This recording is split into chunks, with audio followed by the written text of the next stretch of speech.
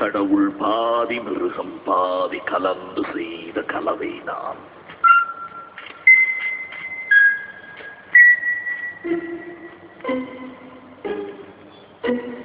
வெளியே மிருகம் உள்ளே கடவுள் விளங்க முடியா கவிதை நான்.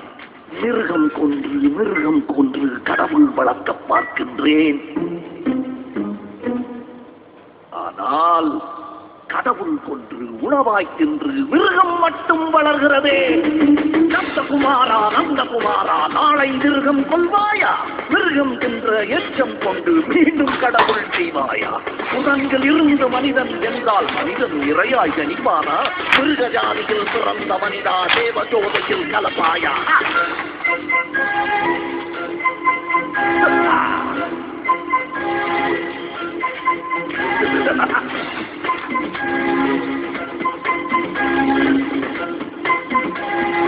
நந்தகுமாரா, கடவுள் பாதி மிருகம் பாதி கலந்து செய்த கலவை நான். வெளியே மிருகம் உள்ளே கடவுள் விளங்க முடியா கவிதை நான். மிருகம் கொன்று கடவுள் வளர்க்க பார்க்கின்றேன். கடவுள் கொன்று உணவாய்க்கின்று மிருகம் மட்டும் வளர்கிறது.